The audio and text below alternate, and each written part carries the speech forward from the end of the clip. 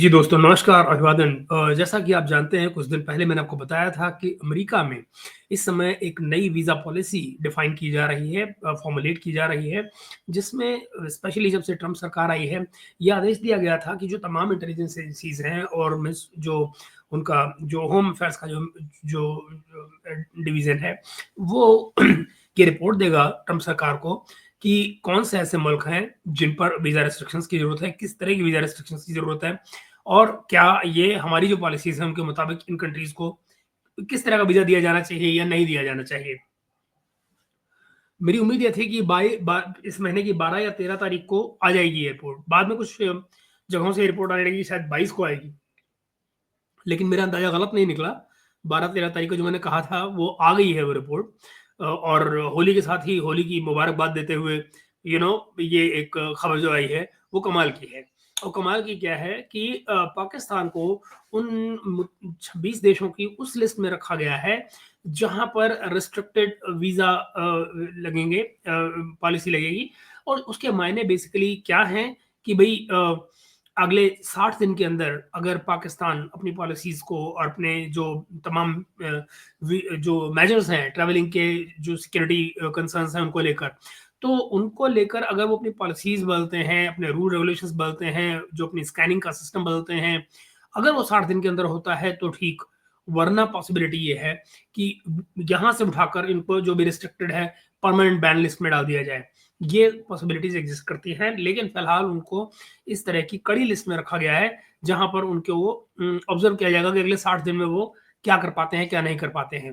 तो इसको लेकर ज़ाहिर है और इस बीच में हाँ, पाकिस्तानी कमेंटर्स बार-बार एक बात और कह रहे थे, पिछले ये बातचीत पिछले 8-9 दिन से चल रही है। तो जब पहली बार 9 दिन पहले रॉयटर्स ने इसको रिपोर्ट किया था, तो पाकिस्तान में हल्ला मचा है इस बात को लेकर और फिर कुछ लोगों ने कहा कि नहीं जी, हमने हमारी एम्बेसी ने वहाँ पे कांग्रेस में बात की है और हमारे लोगों ने वहाँ पर जो एक्सपर्ट हैं उनसे बात की है और सबने ये मना किया है कि ऐसा कुछ नहीं होने जा रहा है, पाकिस्तान का नाम उस लिस्ट में नहीं आएगा।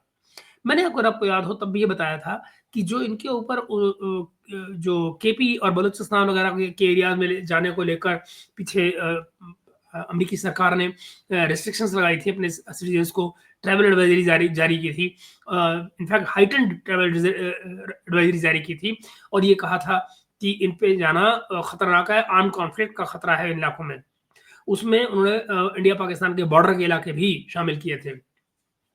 तो आपको याद होगा उस समय पर भी मैंने आपको दिखाया था, उस समय भी हमारे कमर चीमा साहब ने बात की थी और उसके बाद में और भी पाकिस्तानी मीडिया में जो लोग मौजूद हैं, उन्होंने ये बात कही थी कि भई हमारे मुताबिक ऐसा कुछ नहीं होने जा रहा है और ये सिर्फ़ यूँ अफ़वाह आ गई है, इससे ज़्यादा इसकी कोई इम्पोर्टेंस नहीं है। लेकिन अब चूँकि ये हो गया है और आने वाले दिनों में इसकी संभावना है कि इसको लागू किया जाएगा, तो उस पर अब बात करनी हमारी बनती है। बात सबसे पहले एक बार फिर से रोना-पीटना शुरू किया हमारे कमर सीमा साहब ने।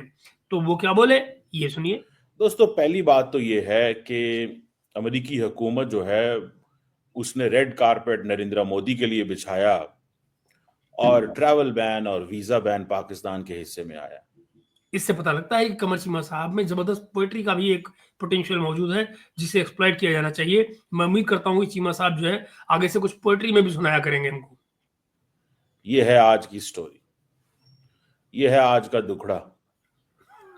अब ये देखें, जो 41 हम कंट्री लोगों को तो हँसी आती है देख के आपका मुखड़ा। आप इतने खूबसूरत हैं जनाब मुखड़ा साहब।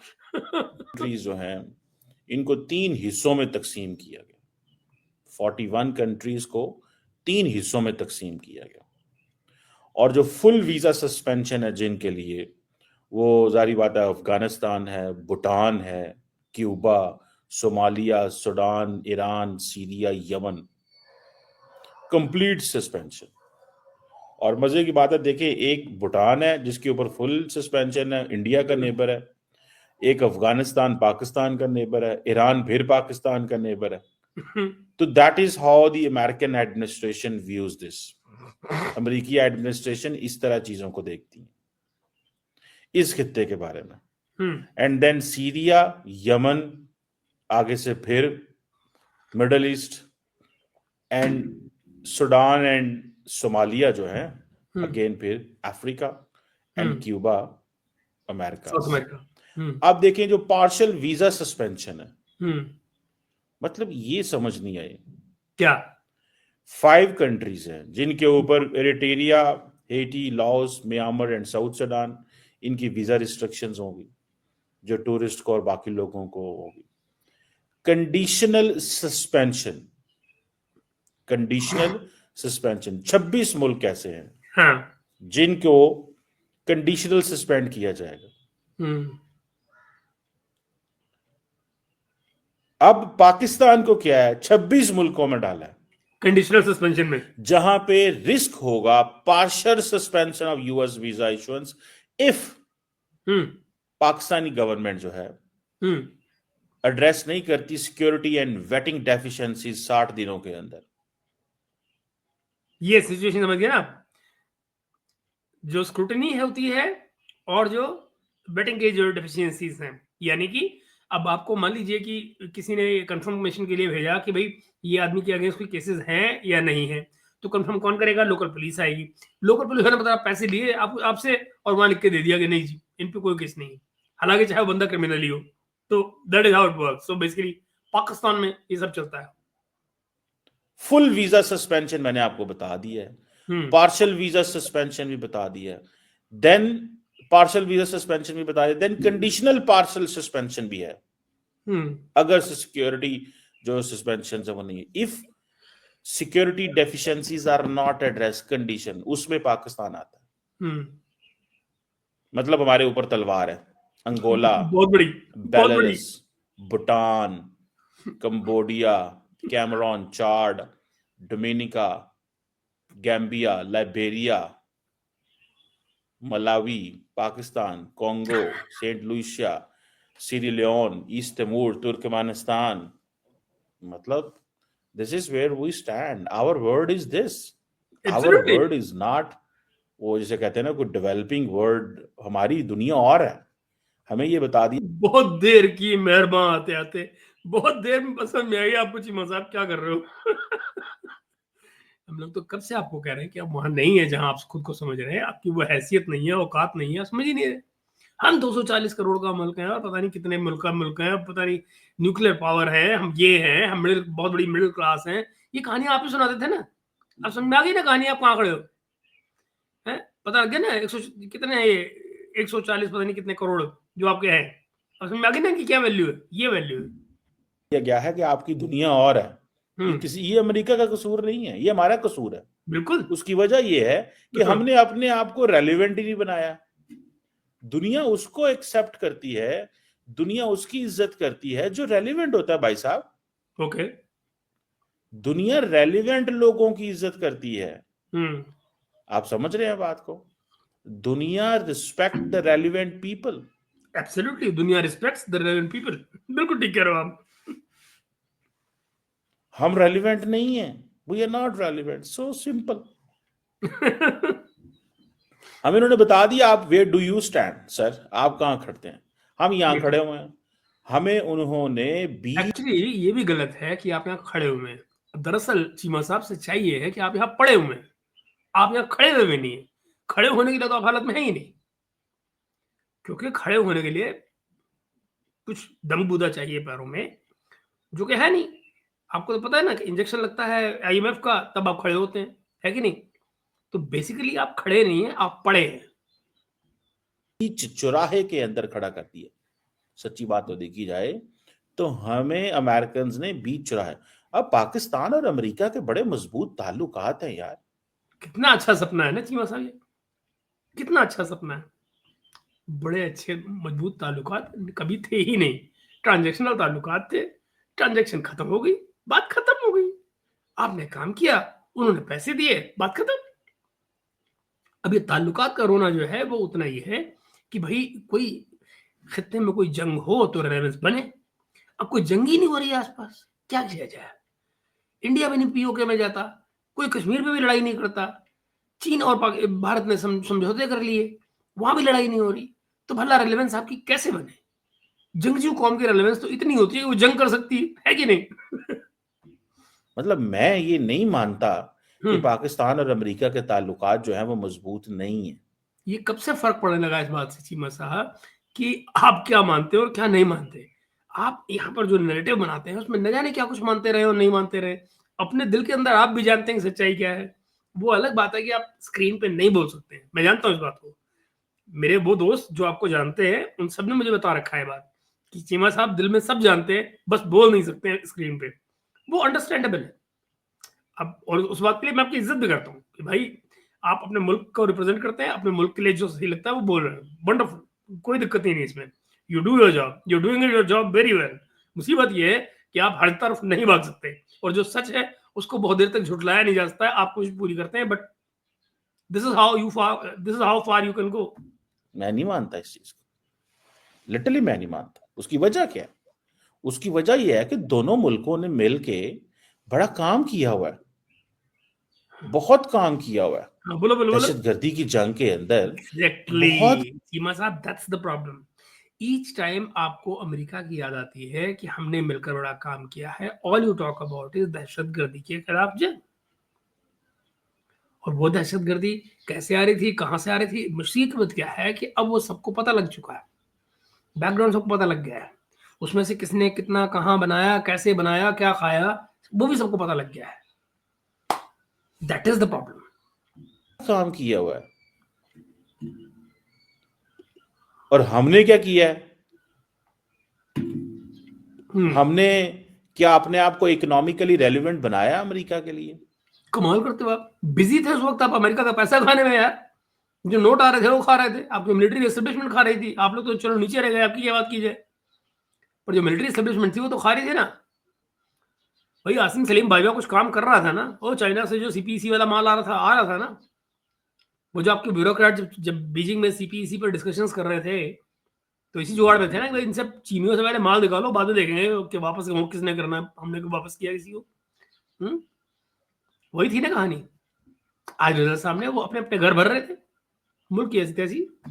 जरा इस सवाल का जवाब देना है। क्या हमने अमेरिका को के लिए अपने आप को इकोनॉमिकली रेलिवेंट बनाया? वो तो उस मुल्क के साथ चलेंगे जो उनके लिए इकोनॉमिकली रेलिवेंट होगा। सिंपल सी बात है, उनको तो परवाह ही कोई नहीं है यार। बिल्कुल। आप इकोनॉमिकली रेलिवेंट हैं, आ जाएं। आप इकोनॉमिकली रेलिवेंट नहीं है, चले जाएं। शिवा साहब, एक्चुअली ये बात अमेरिका की नहीं है कि अमेरिका को परवाह नहीं है। दुनिया में किसी को परवाह नहीं है। आप रेलेवेंट होंगे तो दुनिया के रेलेवेंट होंगे, नहीं होंगे तो आप अपने घर खुश, दुनिया अपने घर खुश। समझ रहे हैं बात? सो उन्होंने आपको उस लेंस से देखा है कि आप उनके लिए वो पार्टनर नहीं है। और ये ऑल दो ये कहा गया है कि ये जो लिस्ट है ये फाइनल नहीं है, और इसको secretary of state Marco Rubio review करेंगे। और आप खुद ही सोचिए चीमा साहब, आप खुद इतने कसीदे पढ़ चुके हैं मार्को रूबियो की तारीफ में, तो कोई भलाई की उम्मीद है वहां से आपके लिए? बाकी एडमिनिस्ट्रेशन ऑफिशियल्स रिव्यू करेंगे। ओके। ये अफगानिस्तान हमें डूब गया है, हमें लेके डूब गया। क्यों? ये सारे अफगानी तो इधर बैठे हुए हैं पाकिस्तान के अंदर। वो अमेरिकन डरते हैं कि कहीं अफगानी ना बीच में चढ़ जाएं। उसकी वजह क्या है? मैं उसकी वजह भी सुने ना। और उसकी वजह पाकिस्तान की करप्शन है। वो भी तो एक स्टोरी है ना कि पाकिस्तान में इतनी करप्शन है कि यहाँ पे इलीगल आप आईडी कार्ड बना देते हैं, इलीगल पासपोर्ट बना देते हैं। तो वो फिर वो कहते हैं जी ठीक है अफगानियों को। एक्चुअली इलीगल नहीं बनते चीमा साहब, ये भी आप गलत कह रहे हो, ये भी झूठ बोल रहे हो। इलीगल नहीं बनते, वो तरीका इलीगल होता है। बनता जो पासपोर्ट है वो तो सही बनता है। पासपोर्ट लीगल होता है, बनवाने का तरीका इलीगल होता है। ये सच्चाई है। डॉक्यूमेंटेशन पूरा नहीं होगा, बनाने वाला पैसे खा लेगा, ये कहानियां चलती हैं आपके यहाँ। तो यानी कि तरीका जो है, जो प्रोसेस है, उसमें गड़बड़ है। वो वहां पे आपके यहाँ खामियां हैं, और खामियां इस तरह की, वही जो आपने कहा, करप्शन। बट जो पासपोर्ट है उसको इलीगल कहना या फेक कहना गलत है। पासपोर्ट पूरी तरह से जेन्युइन होता है। उतनी आपको ईमानदारी माननी पड़ेगी अपने अफसरों की। आज 100 बिस्मिल्लाह। अफगानी वहां पहुंचेंगे, जब वहां पहुंचेंगे तो फिर गल मुक गई।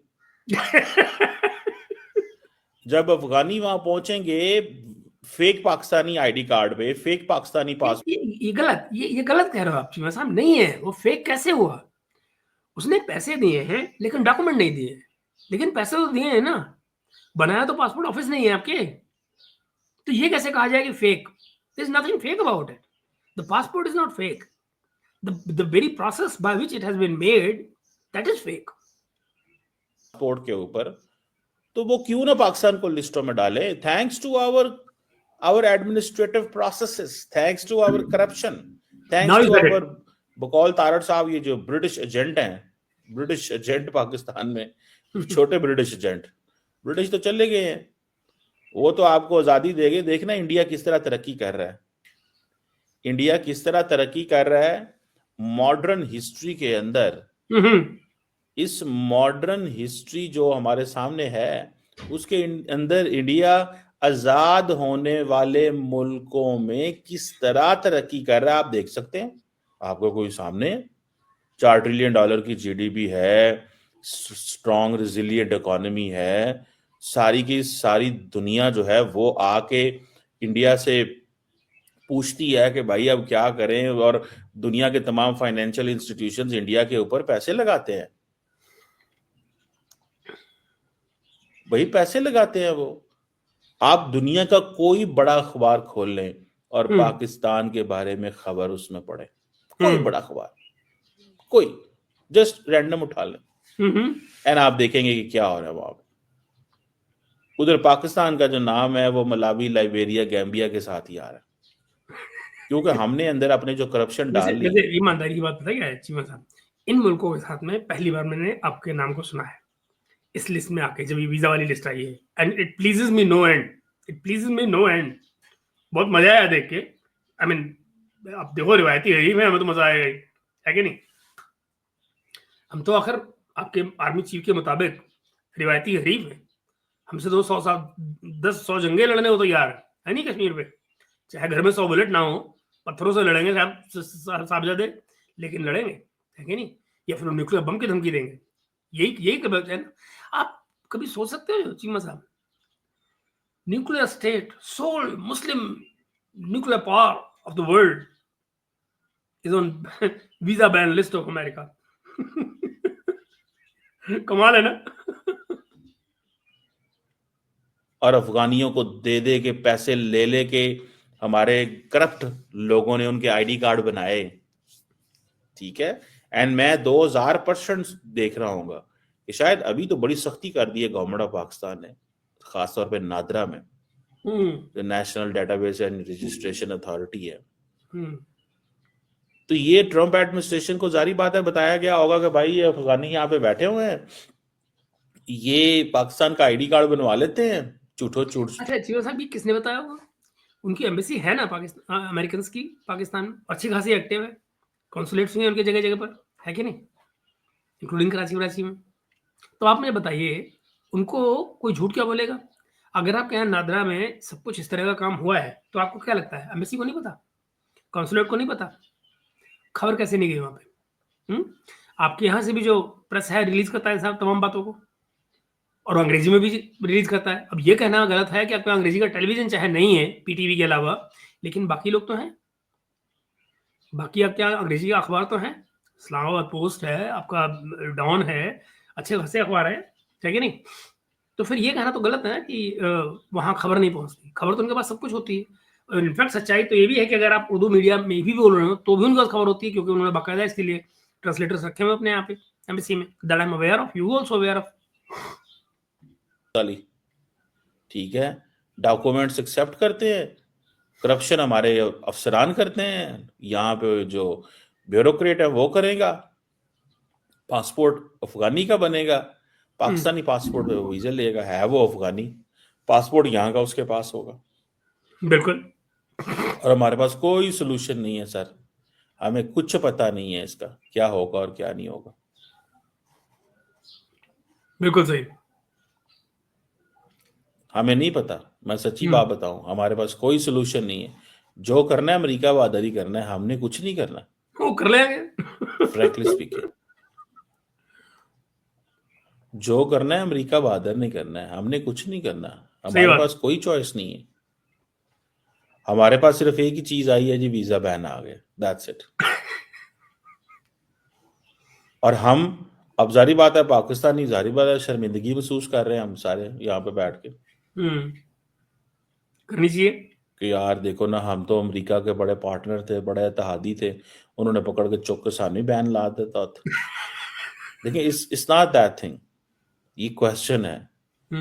ये जो 26 मुल्कों की लिस्ट है, बेलारूस, पाकिस्तान, तुर्कमेनिस्तान, ये पार्शियल सस्पेंशन है। अगर हमारी governments do not address the deficiencies with in, ये पार्शियल नहीं है, ये कंडीशनल है, कंडीशनल। चीमा साहब, कंडीशन लगी हुई है ना कि आप 2 महीने में 60 दिन में सब कुछ ठीक करिए, होना वाना है नहीं, बट ठीक है 60 डेज। चलो जी, 60 डेज के अंदर हम एड्रेस नहीं करते तो मींस कि हमें वो कह रहे हैं कि तुम जड़ाना दूसरे लोगों कह रहे हैं बंदे बन जाओ। ठीक है, सो अगर ये ऐसे हो गया, ये अभी ये न्यूयॉर्क टाइम्स की स्टोरी है, रॉयटर्स की स्टोरी है, फ्रैंकली स्पीकिंग, अगर ये ऐसे हो जाता है तो वी आर गॉन। डेफिशिएंसीज दूर करना कोई मसला नहीं, फिर क्या होगा, फिर यूरोपियंस भी कहेंगे डेफिशिएंसीज दूर करो, नेक्स्ट स्टेज वही है, समझ रहे हैं। फिर और मुल्क भी हमें कहेंगे उनको। अब वो कुछ सवाल भी ये पैदा होता है ना, वो कहते हैं फर्क ही नहीं पड़ता, पाकिस्तानी जाता है वहां पे नहीं जाता, हमें क्या फर्क पड़ता है, आपको फर्क पड़ता है भाई। सऊदी में नहीं जाएंगे तो क्या फर्क पड़ेगा, वो ऑलरेडी निकाल रहे हैं। वो कहते हैं हमारे भिखारी कम हो जाएंगे थोड़े से, यही तो कह रहे हो कि हमारे यहाँ भिखारी कम हो जाएंगे। जब आता है कोई उम्रा के नाम पे आते हैं, भिखारी बन जाते हैं यहाँ पे। लेकिन इस पे अमेरिकन साइड को भी देखना चाहिए। अच्छा, कि अगर पाकिस्तान के लिए इस तरह इस पोजीशन में लाके, स्पॉट में लाके खड़ा कर दिया जाता है, तो जब अमेरिका को पाकिस्तान की जरूरत होगी again on counter terrorism cooperation, तो गवर्नमेंट, कितनी बात है ना शिवा साहब, आपको अभी कोई अमेरिका की और जरूरत याद नहीं आ रही है। आपको एक ही जरूरत याद आ रही है कि जब अमेरिका को जरूरत पड़ेगी काउंटर टेररिज्म के ऊपर। यानी आप अभी भी ये नहीं समझते हैं कि पाकिस्तान किसी भी तरह से अमेरिका के लिए किसी और मसले में रेलेवेंट है या कि हो सकता है। नहीं, all you could think of was, and I'm telling you right now, here and now in your show, all you could think of was counter terrorism, कि जब उनको काउंटर टेररिज्म की जरूरत पड़ेगी तब। पाकिस्तान हमेशा जो है वो हेजिटेट करेगी। क्यों? बिकॉज उन्होंने कभी नहीं हेजिटेट करेगी चीमा साहब, कभी नहीं हेजिटेट करेगी। एक बात बताइए, आपको अभी भी अमेरिका ने कुत्ते की तरह लतेड़ा रखा है। एक फोन आया उनका, इंटेलिजेंस दी गई, बताया इस आदमी को पकड़ो, आपने जाके तुरंत पकड़ा और दिया। क्या हर बार एक छोटी सी उम्मीद लगी रहती है, क्या पता अब दया आ जाए इसको, क्या पता अब मेरा यार बन जाए, अभी क्या पता पुराने वाले रिलेशन रिवाइव हो जाए। जो नहीं समझ में आ रही है बात आपको ये, कि वो अब बात नहीं रह गई है भाई। अब ये सिर्फ बंदे पकड़ने से ज्यादा if and now time and again कुछ और बचा नहीं है, कोई और रेलेवेंस बची नहीं है। और जो बची भी होगी वो ऐसी है कि जो जिसको आप करने के लिए इन्हीं के सुतालू होंगे। अब कुछ भी आपको कहेंगे तो आप तुरंत भाग के करेंगे। यार अमेरिका कह रहा है कर दो, कम से मुश्किल तो नहीं आएगी, कोई दोस्ती नहीं हुई तो दुश्मनी तो नहीं होगी। जी आप लोगों तो इस मुकाम पे खड़े हुए हो और वो आपको इस मुकाम पे खड़े करके बैठे हैं, तुम जो है वो मजे ले रहे हो, कर रहे। ये कौन कहेगा चीमा साहब? जो अंदर बैठे लोग हैं वो in any case Pakistan America के फेवर में आना चाहते हैं, और जो बाकी के नीचे वाले लोग हैं उनको कोई फर्क ही नहीं पड़ता कि अमेरिका साथ में है या नहीं है। नीचे वाले लोग तबके को फर्क नहीं पड़ता। ऊपर वालों का अब या तो उनके पास ऑलरेडी वहाँ प्रॉपर्टीज बनी हुई हैं जहाँ पे उनको वीजा रुकेगा नहीं, ऑलरेडी डुअल सिटीजनशिप होल्डर है कि नहीं। मगर हाँ, नए लोगों के लिए मुश्किल जरूर होगी, जो नई जनरेशन है उसके लिए जरूर मुश्किल आएंगी, ये बात है। उनकी मदद कर रहे हो, लोगों ने बातें तो करनी है ना। फिर गवर्नमेंट बैकफुट पे होती है, गवर्नमेंट फिर बैकफुट पे आती है, हमेशा बैकफुट पे गवर्नमेंट आएगी इस तरह की सिचुएशन के अंदर। ठीक है, कुछ नहीं होगा चीमा साहब, ये सब आप गलत कर रहे हो। कोई गवर्नमेंट तो बैकफुट पे नहीं कैसे, पूरा मुल्क ही बैकफुट पे है। अगर बात अमेरिका के ऊपर आएगी तो फिर तो आप हमेशा ही बैकफुट पे रहते हैं भाई। आपको क्या लगता है वो कभी भी आधी रात फोन कर देंगे? आपको याद है ना जरदारी को जब फोन आया था कि यार हमने तुम्हारा उसामा बिन लादेन मार रहे हैं, तो उन्होंने बाकायदा आतंकवाद के ऊपर, टेररिज्म के ऊपर जरदारी साहब ने वहाँ लेक्चर देना शुरू कर दिया था। 2 दिन बाद उनका आर्टिकल भी छप गया था वहाँ पे। आपको याद है अमेरिका में? वो that is how they are. वो कहते नहीं है कि वो जो अमेरिकन्स थे वो तो ये कहते हैं कि भाई हम हैरान हो रहे थे कि यार हमने तो सब अपोलोजाइज करने के लिए फ़ोन किया कि भाई बुरा नहीं मानना, हमने तुम्हारे हम बंदा मार दिया तुम्हारे यहाँ पे। और वो बेचारा बिल्कुल फिलोसॉफिकल हो रहा था। तो that is how it is. सच्चाई यही है कि आप लोग मौका देखते हैं। बैकफुट पे हमेशा ही होते हैं। बिल्कुल बैकफुट पे गवर्नमेंट आती है। हुँ। उसकी वजह ये है कि गवर्नमेंट को फिर अंदाजा हो जाता है ना कि हम अब किधर करें। एंड देन हुँ। फिर देखें, अब आप देखें, अब सारे के सारे लोग एक ही बात कर रहे हैं क्या? हुँ। You know, the United States will create choices, will choices for create who? choices for other countries. Exactly. दूसरे मुल्कों के लिए choices पैदा करेगा बिल्कुल। कि तुम हमारी तरफ आना छोड़ो, तुम कहीं और चले जाओ भैया। भैया आप कहीं और निकलो यहाँ से, आप यहाँ से कहीं और निकलो, सिंपली बात खत्म। Leave this place, we are not interested. But actually Cheema साहब, मुझे आपका इस जुमला समझ में नहीं आया। United State will create choices. How come United State is creating choices here? United States is not creating any choices. They are simply dumping some people. That's it. They're dumping some countries and taking in some countries. That's it. But choices किसके लिए create कर रहा हूँ? किसी के लिए नहीं। वो खुद पिक एंड चूज जरूर कर रहे हैं, पर चॉइसेस किसी के लिए क्रिएट नहीं कर रहे हैं। और आपके लिए चॉइसेस बचती हैं नहीं बचती हैं, ये एक डिफरेंट इशू है जिस पे आगे बात हो सकती है। Leave this place, we are not interested. आप यहां से जाएं प्लीज। ये चीज है जिसको मैं समझता हूं कि पाकिस्तान के लिए एक चैलेंज होगा। This is a challenge, frankly speaking. ये एक चैलेंज है। मुझे ऐसे लगता है, what I realise, what I find, कि जारी बात है पाकिस्तान बड़ा डिपेंडेंट है यूनाइटेड स्टेट्स पे because of the macro economic stability, frankly speaking, because of the macro economic stability. Basically आपका मतलब 7 बिलियन की एक्सपोर्ट से है जो अमेरिका को जाती है। आपका हाईएस्ट ट्रेडिंग पार्टनर है वो। ये मैक्रो इकोनॉमिक मैं गलत बोल रहा हूँ, लार्जेस्ट ट्रेडिंग पार्टनर। स्टेबिलिटी के लिए बड़ा वो होगा। लेकिन भाई कैसे होगा, क्या होगा, किस तरह होगा? हमारे साथ जब इस तरह की सिचुएशन बनेगी तो लोग तो कोई नहीं माफ करेंगे। लोगों ने तो बोलना, चीखें मारनी है, ये हो क्या रहा है पाए। लोगों ने तो चीखें मारनी है ना कि हो की रहा है यार, तुसा कीता की है। कुछ नहीं कितना, यही तो प्रॉब्लम है ये। और देखें, लार्जली जब अमेरिका जाना है तो एलीट ने जाना है। अब पाकिस्तान के लिए एक और रास्ता भी खुलता है ना फिर। उन्होंने कहा जी ठीक। हाँ, अब जरा सुनिए, अमेरिका किसने जाना है? एलीट ने जाना है। तो बुरा किसको लगेगा वीजा बैन होने का? एलीट को लगेगा। मैं आपसे ये तो कह रहा था कि जो नीचे वाला बैठा हुआ जो आम आदमी है, मैंगो आदमी है ना, मैंगो मैन, उसको कोई फर्क ही नहीं पड़ता। उसके पास इतनी ना उसकी जरूरत है और ना उसके पास इतना रिसोर्सेज है कि वो अमेरिका जाए। तो उनको तो कोई फर्क पड़ता ही नहीं। जो रूलिंग क्लास है, जो एलीट है, उसी को फर्क पड़ता है। बाय द वे, अब एलीट के पास क्या चॉइसेस आ रहे हैं ये और बता रहे हैं चीमा साहब, जरा सुनिए। ठीक है, फिर हम अगर हमारे साथ ये करेंगे तो हम चाइना चले जाते हैं।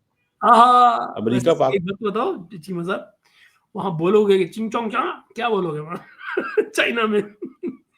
उर्दू उर्दू से चलेगी नहीं वहां पे, है ना?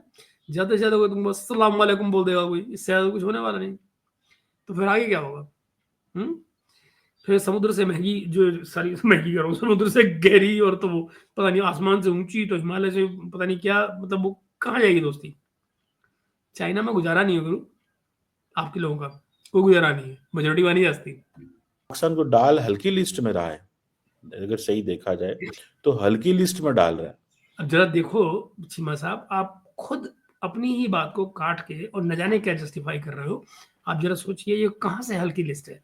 60 दिन के अंदर आप कौन से प्रोसेसेस और वेटिंग सिस्टम्स को बदल देंगे जिससे अमेरिका कन्विंस होकर आपको नॉर्मल लिस्टिंग में कर दे, ले आएगा, व्हाइट लिस्ट में ले आएगा? नहीं होने वाला ये। बट आप जस्टिफाई इसलिए कर रहे हो क्योंकि ताकि जो कॉम है वो पूरी उम्मीद बनी रहे।